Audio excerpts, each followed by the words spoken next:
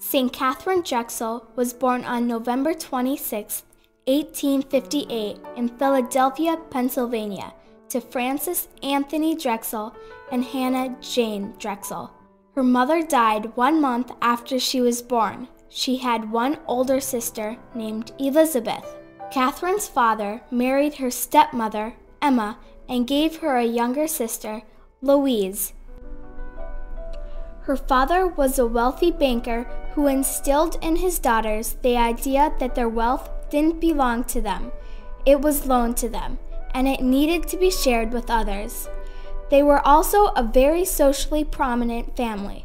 They were deeply religious Catholics and held Sunday school classes for African American children in their home. Katharine was 3 years old when the Civil War started. She grew to maturity in the shadow of the pain of the war. Katharine did not attend a regular school. She was educated at home by a tutor. Katharine's family traveled all over the United States. On a trip to the West Coast, she saw the plight of Native Americans. She felt called to help them. When Katharine's parents died, she inherited millions of dollars, which she gave to the poor.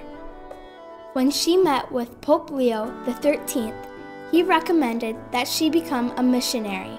She took his advice and at age 33, in 1891, founded the Order of Sisters called the Sisters of the Blessed Sacrament.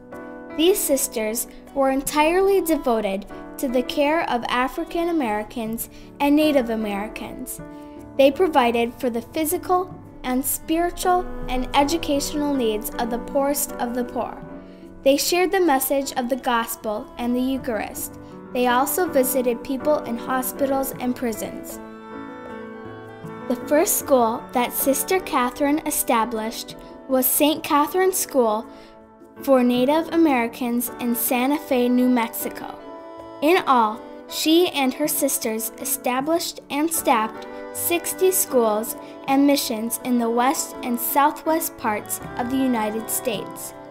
In 1925, the Sisters of the Blessed Sacrament established Xavier University in Louisiana. It is the only Roman Catholic university established for African American students. The Sisters of the Blessed Sacrament are known for their fourfold dynamic legacy.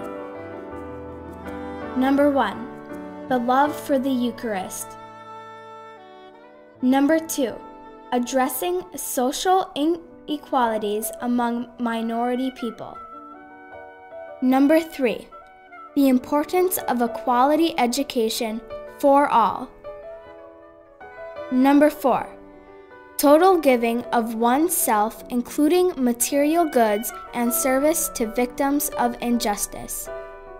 Sister Katharine suffered a heart attack in 1935 at the age of 77. For the next 20 years, she was unable to continue her hard work for the poor. She changed the focus of her life from service to adoration, prayer, and contemplation. During these 20 years, she wrote several books on prayer. Sister Katharine died on March 3, 1955, at the age of 97. She was beatified on November 20, 1988, and canonized on October 1, 2000. As students of St. Katharine Drexel School, we try to follow her example by receiving the Eucharist, caring for the poor, and giving ourselves in service. We pray. Ever-loving God, you called St. Katharine Drexel to teach the message of the gospel and to bring the life of the Eucharist to the African American and Native American people. By her prayers and example, enable us to work for justice among the poor and the oppressed.